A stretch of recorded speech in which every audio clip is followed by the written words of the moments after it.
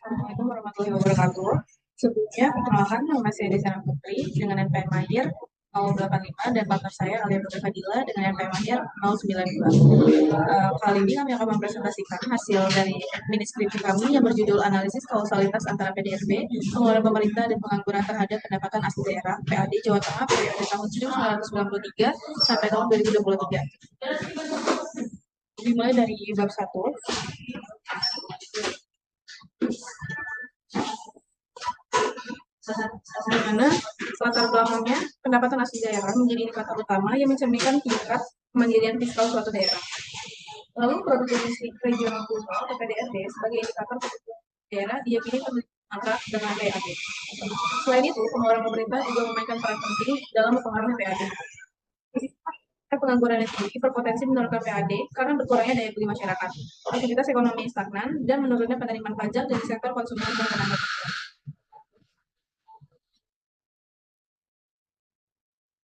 Yang berbagai studi salah variabel terhadap berbagai indikator. Namun, sebagian besar penelitian itu hanya membahas hubungan antara variabel secara parsial menggunakan metode regresi serta dilakukan dalam periode waktu yang terbatas. Ya, di mana masalahnya itu yang pertama adalah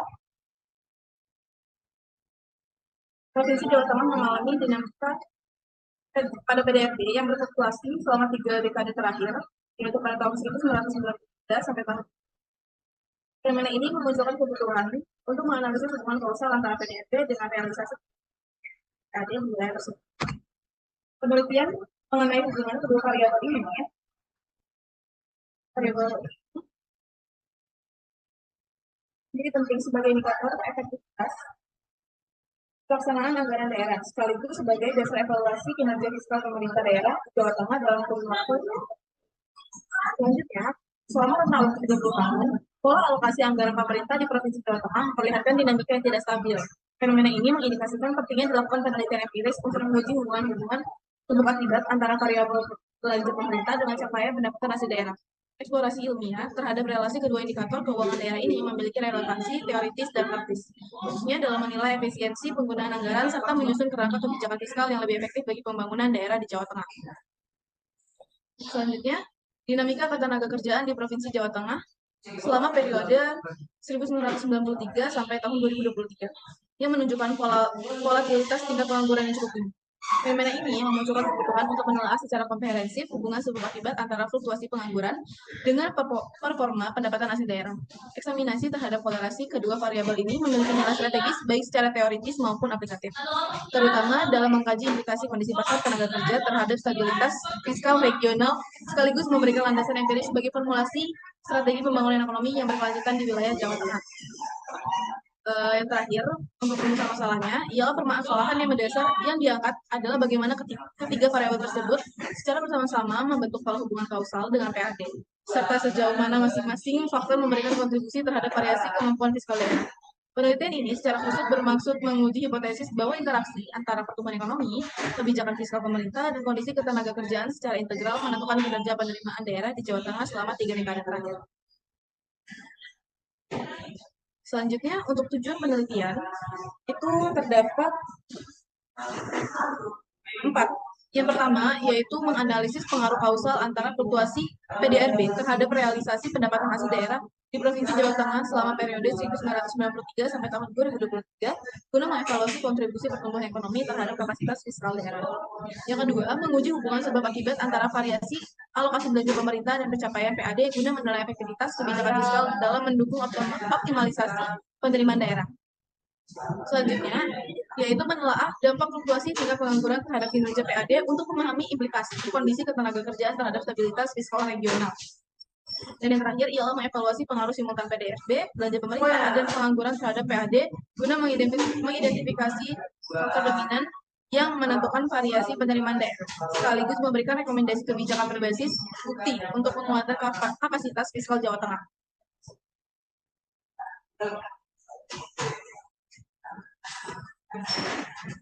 Datang berbagai cobaan, selalu menawarkan serangan. Selanjutnya, yaitu ada manfaat penelitian. di mana kajian ini menawarkan pendekatan lebih holistik dibandingkan penelitian-penelitian terdahulu. Terdahulu yang sebagian besar masih terbatas pada pengujian hubungan parsial atau tidak melibatkan variabel-variabel tersebut secara simultan. Dengan memanfaatkan data deret waktu selama 3 dekade, penelitian ini menyajikan landasan empiris yang fokus untuk memahami dinamika fiskal daerah dalam jangka panjang, sekaligus memberikan pembaruan terhadap validitas teori-teori yang telah ada, seperti teori pertumbuhan ekonomi Solow, teori fiskal Keynesian, dan pendekatan fungsional Musgrave terhadap belanja pemerintah. Dan dari sisi praktis, hasil penelitian ini dapat memberikan manfaat langsung bagi pemerintah daerah, khususnya pemerintah Provinsi Jawa Tengah, dalam menyusun kebijakan fiskal yang lebih strategis dan berbasis bukti. Temuan yang dihasilkan dapat menjadi dasar perumusan kebijakan penguatan PAD yang tidak hanya berfokus pada peningkatan penerimaan, tetapi juga mempertimbangkan faktor-faktor struktural yang mempengaruhinya seperti pertumbuhan ekonomi real, efektivitas pengeluaran publik, dan kondisi pasar tenaga kerja. Selain itu, penelitian ini memiliki manfaat dalam lingkup kebijakan makro karena memberikan akal baru dalam desain kebijakan daerah yang lebih integratif dan berkelanjutan. Dengan kata lain, penelitian ini dapat menjadi rujukan penting dalam membangun strategi jangka panjang yang berorientasi pada kemandirian fiskal, efisiensi alokasi anggaran, dan pemberdayaan ekonomi masyarakat secara menyeluruh. Selanjutnya, ada ruang lingkup dan batasan, di mana ruang lingkup penelitian ini dibatasi pada Provinsi Jawa Tengah, mengingat provinsi ini merupakan salah satu wilayah dengan dinamika ekonomi dan fiskal yang cukup kompleks di Indonesia. Penelitian ini tidak akan mencakup provinsi lain atau melakukan perbandingan lintas daerah karena fokus utama adalah mendalami keterkaitan antar variabel di wilayah Jawa Tengah secara spesifik. Lalu populasi dalam penelitian ini adalah data time series tahunan yang merepresentasikan PDRB atas dasar harga berlaku, total pengeluaran pemerintah daerah, tingkat pengangguran terbuka, dan PAD Provinsi Jawa Tengah. Penelitian ini juga mengidentifikasi 4 variabel utama yang dianalisis secara kuantitatif, yaitu ada variabel X1 yang pertama adalah PDRB atau Produk Domestik Regional Bruto. Selanjutnya ada pengeluaran pemerintah yang menjadi X2. Selanjutnya ada tingkat pengangguran terbuka yang menjadi X3 dan PAD sendiri menjadi variabel dependen. Penelitian ini juga dibatasi dalam ruang lingkup waktu dari tahun 1993 hingga tahun 2023 berdasarkan ketersediaan data yang konsisten dan lengkap dari sumber-sumber resmi seperti BPS dan Kementerian Dalam Negeri. Selanjutnya, kita lanjut ke bab 2, tinjauan pustaka. Landasan teorinya itu yang pertama adalah teori pendapatan asli daerah. PAD ini mencakup beberapa komponen utama antara lain pajak daerah, retribusi, hasil pengelolaan kekayaan daerah, serta pendekatan sah lainnya. Dikutip dari Madiasmo tahun 2019. Teori yang kedua yaitu teori PDRB, di mana pertumbuhan PDRB yang tinggi mencerminkan aktivitas ekonomi yang dinamis dan dapat meningkatkan penerimaan PAD melalui basis pajak dan retribusi yang meluas. Secara matematis, PDRB dapat dirumuskan dalam pendekatan pengeluaran sebagai berikut. Nah, berikut ada rumusnya dan ada penjelasannya juga, interpretasi dari rumus tersebut. Untuk teori yang ketiga, itu ada teori pengeluaran pemerintah daerah, di mana menurut Keynes tahun 1936, dalam General Theory of Employment, Interest, and Money, pengeluaran pemerintah dapat digunakan sebagai alat untuk mendorong permintaan agregat dan meningkatkan pertumbuhan ekonomi, terutama dalam situasi ekonomi yang lesu. Efek pengganda fiskal dapat dirumuskan sebagai berikut. Berikut rumusnya, di mana ada interpretasinya juga di bawahnya. Lalu teori yang terakhir, teori yang keempat, yaitu teori pengangguran. Di mana menurut Todaro and Smith tahun 2011, pengangguran dalam jangka panjang akan menimbulkan kemiskinan dan memperbesar beban fiskal daerah melalui program bantuan sosial, sehingga menurunkan kapasitas pembiayaan PAD secara tidak langsung. Pengangguran dapat didefinisikan sebagai secara matematis sebagai berikut. Berikut ada rumusnya dan juga ya. Dan yang terakhir untuk landasan teorinya ada teori kausalitas dalam ekonomi regional. Di mana menurut Gujarati pada tahun 2004, uji kausalitas Gregor digunakan untuk mengetahui apakah satu variabel dapat digunakan untuk memprediksi variabel lain dalam deret waktu atau time series. Berikut rumusnya dan ada keterangan serta interpretasi. Selanjutnya itu ada kerangka konseptual, di mana hubungan teoritis terhadap variabel independen maupun independennya akan saya bacakan. Untuk variabel yang pertama yaitu PDRB, yang akan meningkat menandakan pertumbuhan ekonomi, memperluas basis pajak dan retribusi, di mana PAD-nya naik. Lalu untuk variabel yang kedua yaitu pengeluaran pemerintah daerah, di mana belanja pemerintah mendorong aktivitas ekonomi lokal dan pencapaian lapangan kerja, yaitu PAD juga naik. Untuk variabel yang ketiga yaitu tingkat pengangguran, pengangguran tinggi menurunkan produktivitas dan daya beli, di mana penerimaan PAD menurun. Selanjutnya ada penelitian terdahulu yang relevan, di mana kita memasukkan 10 penelitian terdahulu yang hasilnya untuk saya akan bacakan dua teratas. Untuk Prasetyo pada tahun 2018 dengan judul Determinan PAD di Provinsi Jawa Tengah pendekatan IMC, Jurnal Ekonomi Pembangunan Universitas 11 Maret, yang dimana hasil utamanya adalah PDRB per kapita dan investasi berpengaruh positif jangka panjang, sementara pengangguran negatif. Lalu untuk yang kedua, saya akan baca untuk yang Hartono. Hartono pada tahun 2020 dengan judul Analisis Kausalitas Gregor antara pengangguran terhadap PAD di Provinsi Jawa Tengah, judul Ilmu Ekonomi Universitas Brawijaya. Dengan hasil utama yaitu terdapat hubungan satu arah, yaitu pengangguran mempengaruhi PAD, tapi tidak sebaliknya.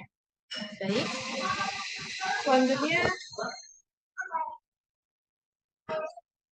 ada kerangka berpikir. Nah, ini kerangka berpikir bisa dilihat sendiri. Di sini sudah ada penjelasan, terus ada teori-teorinya, lalu ada dan teori konseptualnya juga. Selanjutnya ini ada hipotesis, di mana hipotesis dari ketiga variabel, yang pertama PDRB, yang kedua pengeluaran pemerintah daerah, dan yang terakhir yaitu tingkat pengangguran. Baik, saya kira itu cukup untuk bagian saya. Materi selanjutnya akan disampaikan oleh partner saya, Arya Putri Fadia. Ketiga yang berdasarkan dengan metodologi penelitian kita. Jadi jenis dan pendekatan penelitian, penelitian ini mengimplementasikan metode dokumentasi dengan memanfaatkan data sekunder sebagai sumber utama analisis. Nah, data sekunder ini mengacu pada informasi dan telah dipublikasi oleh berbagai situs atau instansi lembaga terkait sebelum penelitian ini dilaksanakan, sehingga penelitian tidak melakukan pengumpulan data secara langsung. Lokasi dan waktu penelitian yaitu berlokasikan di Provinsi Jawa Tengah dipilih sebagai lokasi penelitian karena daerah ini dinilai memiliki kontribusi ekonomi yang cukup besar terhadap perekonomian nasional. Adapun periode penelitian mencakup rentang waktu tiga dekade yaitu dari tahun 1993 sampai 2023. Selanjutnya ada populasi dan sampel penelitian. Karakteristik populasinya itu merupakan studi kuantitatif dengan menggunakan time series, lalu menggunakan data sekunder berupa data makroekonomi tahunan. Periode data mencakup 30 tahun, yaitu tahun 1993 sampai 2023. Lalu selanjutnya variabel penelitian terdiri dari PDRB, pengeluaran pemerintah, pengangguran, dan PAD. Selanjutnya unit analisis berupa agregat pada tingkat provinsi. Kriteria inklusi yaitu ada data berasal dari sumber resmi, BPS atau Kemenq, data tahunan yang tersedia secara lengkap selama tahun 1993 sampai 2023, data yang berhubungan langsung dengan variabel penelitian yaitu PDRB, pengeluaran pemerintah, pengangguran, dan PAD. Selanjutnya yaitu kriteria eksklusif. Yang pertama yaitu data berasal dari sumber non resmi. Selanjutnya, data tidak tersedia secara konsisten atau mengalami kekosongan, missing data dalam jangka waktu pengamatan. Ada pula data dengan periode di luar 1993 sampai 2023. Berikutnya, sampel penelitian dalam hal ini diambil dalam jumlah sampel yang disesuaikan pada lamanya periode observasi dengan ukuran sampel N sama dengan 31 tahun. Selanjutnya, metode pengambilan sampel. Metode pengambilan sampel digunakan adalah sensus lengkap atau complete integration, yaitu seluruh populasi yang memenuhi kriteria inklusi dijadikan sebagai sampel penelitian. Selanjutnya, pada metode pengambilan sampel, kami menggunakan analisis time series, membutuhkan data lengkap untuk hasil yang valid. Lalu seluruh data resmi dari BPS dan Kemenkeu tersedia secara lengkap. Selanjutnya, sampel sensus memberikan gambaran utuh dari data tersedia dan menghindari bias sampling antar tahun. Selanjutnya ada validitas dan reliabilitas. Penelitian ini menjamin validitas data melalui penggunaan sumber resmi, yaitu BPS Provinsi Jawa Tengah dan Kementerian Keuangan, yang merupakan lembaga otoritatif penyedia data makroekonomi. Sedangkan reliabilitas dijaga dengan konsistensi dalam metode pengumpulan, pengolahan, dan analisis data. Selanjutnya ada definisi operasional variabel. Variabel pertama yaitu produk domestik regional bruto atau X1. Definisinya adalah PDRB menggambarkan tingkat pertumbuhan ekonomi daerah dan berkorelasi langsung terhadap pendapatan serta konsumsi masyarakat menurut Sukirno tahun 2006. Definisi operasional ya, nilai pertumbuhan ekonomi per tahun 1993 sampai 2023. Indikator dari PDRB itu sendiri berdasarkan atas harga konstan pada PDRB Provinsi Jawa Tengah. Lalu alat ukurnya menggunakan statistik laju pertumbuhan ekonomi yang berasal dari Badan Pusat Statistik Provinsi Jawa Tengah. Yang kedua, variabel kedua yaitu pengeluaran pemerintah atau X2. Variabel kedua ini yaitu pengeluaran pemerintah daerah meliputi belanja operasional, belanja modal, dan belanja yang bertujuan untuk memberikan pelayanan publik serta mendorong pembangunan ekonomi daerah menurut Kepres tahun 1936. Nah, pengeluaran pemerintah sendiri merupakan total belanja operasional dan belanja modal pemerintah pada Provinsi Jawa Tengah. Alat ukurnya yaitu total belanja pemerintah atau APBD. Selanjutnya, data ini diambil dari laporan anggaran pendapatan dan belanja daerah APBD yang bersumber dari DJPK, Kemenkeu, dan Bapeda Jawa Tengah.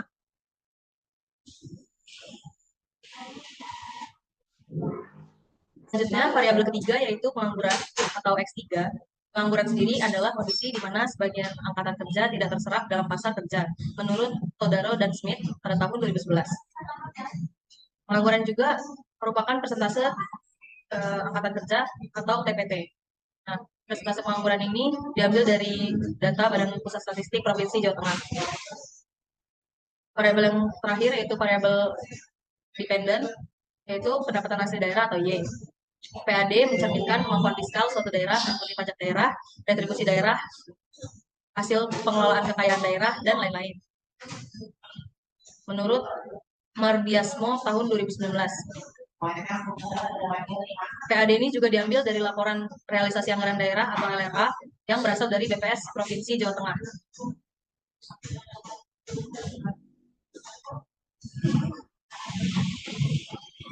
Selanjutnya ada teknik pengumpulan data. Penelitian ini menggunakan metode pengumpulan data sekunder melalui dokumentasi, yaitu pengumpulan data yang berasal dari sumber-sumber resmi yang telah terdokumentasi dan tersedia secara publik. Teknik ini dipilih karena seluruh variabel dalam penelitian ini bersifat kuantitatif dan dapat diakses dari lembaga pemerintah atau institusi yang kredibel. Selanjutnya ada jenis data.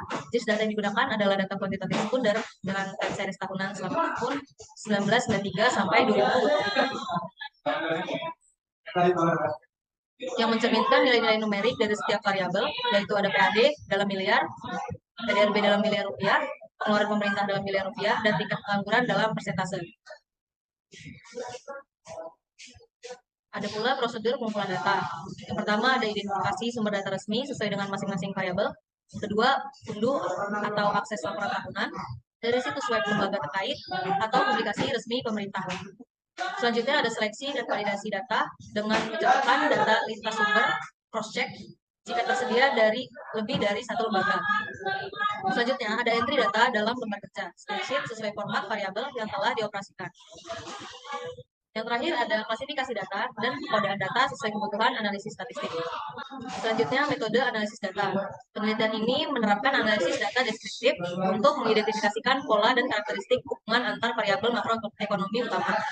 Analisis ini difokuskan pada 3 indikator kunci, yaitu produk domestik regional bruto (PDRB), pengeluaran pemerintah, tingkat pengangguran antar tahun 1993 hingga 2023 dengan menggunakan metode analisis regresi linear berganda.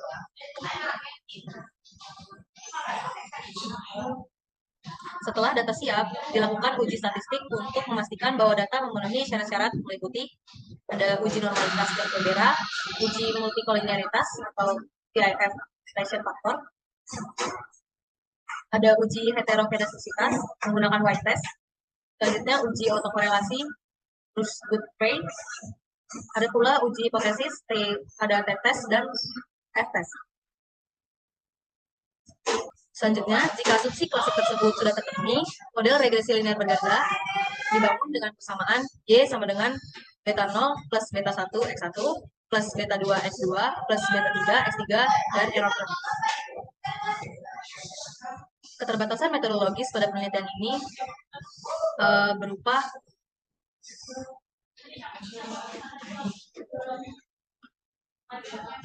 data sekunder dari Badan Pusat Statistik tahun 1993 sampai 2023 yang meskipun telah melalui proses verifikasi resmi tetap memiliki keterbatasan dalam hal kedalaman dan cakupan variabel. Selain itu, fokus penelitian ini pada Provinsi Jawa Tengah, membatasi generalisasi temuan di wilayah lain dengan karakteristik demografis dan ekonomi yang berbeda. Hasil penelitian ini mungkin kurang relevan untuk daerah dengan struktur ekonomi yang lebih beragam atau tingkat urbanisasi yang berbeda. Selanjutnya yaitu bab 4, hasil dan pembahasan. Gambaran umum dari data penelitian ini seperti yang dibacakan tadi. Hasilnya yaitu yang pertama, produk domestik regional bruto. PDRB Jawa Tengah cenderung meningkat secara konsisten dari tahun ke tahun, mencerminkan pertumbuhan ekonomi daerah yang relatif stabil. Pada awal tahun 1900-an, PDRB masih berada pada angka terendah, yaitu namun mulai menunjukkan lonjakan pasca tahun 2000, seiring dengan pemulihan ekonomi nasional. Lalu yang ketiga, peningkatan signifikan juga terjadi selama tahun 2010 sampai 2019 sebelum sempat melambat akibat pandemi COVID-19 pada tahun 2020. Selanjutnya, setelah pandemi, data menunjukkan adanya pemulihan ekonomi dengan PDRB kembali naik pada tahun 2022 hingga 2023. Yang kedua, pengeluaran pemerintah daerah. Belanja pemerintah daerah mengalami tren naik yang cukup tajam, terutama setelah desentralisasi fiskal pada tahun 2000-an. Pada era sebelumnya, pengeluaran cenderung terkonsentrasi di pusat. Namun, setelah tahun 2001 terjadi peningkatan signifikan dalam belanja pemerintah provinsi. Selanjutnya, peningkatan belanja tersebut meliputi sektor infrastruktur, pendidikan, dan kesehatan, yang menjadi komponen penting dalam mendorong pertumbuhan ekonomi dan meningkatkan pelayanan publik. Pada tahun-tahun terakhir, pengeluaran sempat mengalami fluktuasi akibat penyesuaian anggaran selama pandemi. Variabel ketiga yaitu tingkat pengangguran terbuka atau TPT. Di Jawa Tengah menunjukkan variasi dari waktu ke waktu, mencerminkan dinamika ekonomi serta ketersediaan lapangan kerja. Puncak pengangguran terjadi pada masa krisis ekonomi tahun 1998 dan juga pada masa pandemi COVID-19 tahun 2020. Secara umum, tren pengangguran mengalami penurunan pada dekade 2010-an, sehingga dengan ekspansi sektor industri dan UMKM di provinsi ini. Meskipun sempat meningkat selama krisis, angka TPT menunjukkan penurunan kembali pada tahun 2022 dan 2023. Variabel terakhir yaitu ada pendapatan asli daerah PAD Jawa Tengah yang mengalami peningkatan stabil sejalan dengan meningkatnya kapasitas fiskal dan kemandirian daerah. Peningkatan PAD menjadi lebih nyata sejak diterapkannya kebijakan otonomi daerah yang memberikan keleluasaan lebih besar bagi pemerintah provinsi untuk mengelola dan mengoptimalkan sumber-sumber pendapatan seperti pajak retribusi daerah. Pandemi COVID-19 juga sempat menyebabkan penurunan PAD pada tahun 2020, namun mulai pulih secara bertahap pada tahun-tahun berikutnya. Pada tahun 2023, PAD mencapai salah satu nilai tertingginya yang mencerminkan keberhasilan reformasi pendapatan daerah serta efisiensi pengelolaan keuangan daerah. Nah, hasil regresi linear berganda dari penelitian ini yaitu sebagai berikut. Interpretasinya, konstanta menunjukkan negatif 2, yang artinya nilai konstanta dalam model regresi menunjukkan bahwa ketika seluruh variabel independen X1, X2, dan X3 bernilai 0, maka variabel independen diperkirakan berada pada tingkat negatif 2,01 miliar. Lalu ada variabel X1 dengan konstanta 3,827310. Setiap peningkatan satu satuan pada X1 akan meningkatkan nilai variabel dependen sebesar 3,83 satuan asumsi variabel lain tetap. Signifikan secara p-value yaitu 0,0034. Lalu variabel X2 dengan konstanta Lalu variabel X2 dengan koefisien 0,114063. Setiap peningkatan satu satuan pada X2 akan meningkatkan nilai variabel dependen sebesar 0,114 satuan. Signifikan terhadap p-value yaitu 0,00. Lalu ada variabel terakhir yaitu variabel X3 dengan konstanta 4,37 dan seterusnya. Setiap peningkatan satu satuan pada X3 akan meningkatkan nilai variabel dependen sebesar 437 juta, signifikan terhadap p-value yaitu 0,0229. Lalu ada statistik model hasil pengujiannya dengan nilai R-square 0,941305, berarti sebesar 94,13% dari variasi yang terjadi pada variabel dependen dapat dijelaskan oleh ketiga variabel independen. Lalu ada adjusted R-square yaitu 0,934783.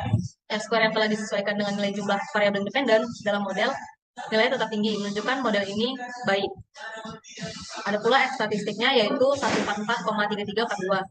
Menguji signifikansi keseluruhan model regresi. Nilai yang tinggi menunjukkan bahwa model secara keseluruhan signifikan. Ada pula Durbin-Watson yaitu 0,643093. Mengukur autokorelasi residual, nilai mendekati 2 menunjukkan tidak ada autokorelasi pada penelitian ini. Nilai ini lebih kecil dari 2, mengindikasikan kemungkinan autokorelasi positif. Selanjutnya yaitu uji asumsi klasik. Yang pertama ada uji normalitas. Uji normalitas ini kita lihat pada nilai Jarque-Bera yaitu 5,45715.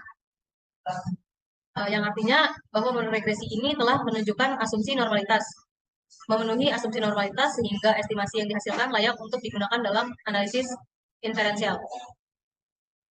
Yang kedua ada deteksi multikoliniaritas menggunakan uji VIF.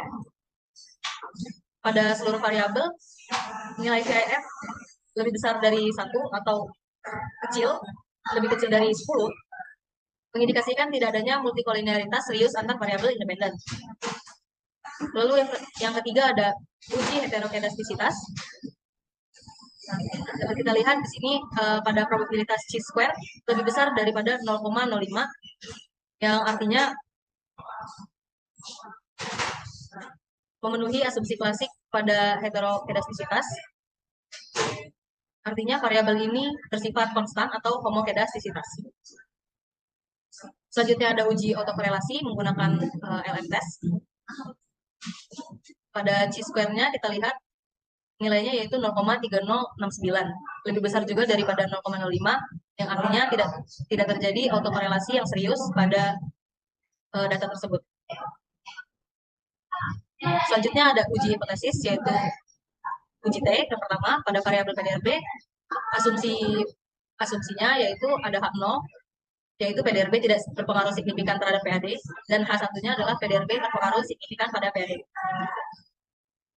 Dapat kita lihat hasil ujinya yaitu H0 ditolak, artinya data tersebut menunjukkan PDRB berpengaruh signifikan pada PAD dengan probabilitas 3,210, lebih besar daripada 0,05. Selanjutnya ada pengaruh pengeluaran pemerintah dengan hipotesis H0, pengeluaran pemerintah tidak berpengaruh signifikan terhadap PAD. H1, pengeluaran pemerintah berpengaruh signifikan terhadap PAD. Hasilnya juga menunjukkan bahwa H0 ditolak, artinya data tersebut menunjukkan pengeluaran pemerintah berpengaruh signifikan terhadap PAD dengan probabilitas 12,773, lebih besar daripada 0,05. Selanjutnya ada tingkat pengangguran dengan hipotesis H0, tingkat pengangguran tidak berpengaruh signifikan terhadap PAD, dan H1, tingkat pengangguran berpengaruh signifikan terhadap PAD. Menunjukkan bahwa H0 ditolak, artinya data tersebut menunjukkan tingkat pengangguran berpengaruh signifikan terhadap PAD dengan probabilitas 2,413, lebih besar daripada 0,05. Lalu, selain uji T, kita juga melakukan uji hipotesis uji F. Dengan asumsi H0, beta 1, beta 2, beta 3 tidak ada pengaruh simultan. Dan H1 yaitu beta tidak sama dengan 0. Dari hasilnya menunjukkan bahwa H0 ditolak, artinya data tersebut menunjukkan semua variabel bebas memiliki pengaruh simultan signifikan terhadap variabel terikat dengan probabilitas 144,3342, lebih besar daripada 0,05. Yang terakhir ada uji R-square. Dari hasil uji R-square diperoleh nilai sebesar 0,9413, yang berarti bahwa sekitar 94,13% variasi dalam variabel dependen dapat menjelaskan oleh model regresi yang digunakan. Ini menunjukkan bahwa model memiliki tingkat kecocokan yang sangat tinggi dan dapat digunakan dalam memprediksi nilai variabel dependen dengan tingkat akurasi yang baik. Dengan demikian, berdasarkan ketiga pengujian tersebut dapat disimpulkan bahwa model regresi yang dibangun adalah signifikan secara statistik dan relevan untuk dianalisis lebih lanjut. Pembahasannya, berdasarkan hasil analisis regresi dan asumsi klasik tersebut, produk domestik bruto, belanja pemerintah, dan angka pengangguran secara signifikan mempengaruhi pendapatan asli daerah. Hal ini dilihat pada uji T yang menunjukkan nilai signifikansi masing-masing variabel di bawah tingkat alfa 5%, mengindikasikan bahwa setiap variabel tersebut secara parsial berpengaruh terhadap variasi nilai PAD.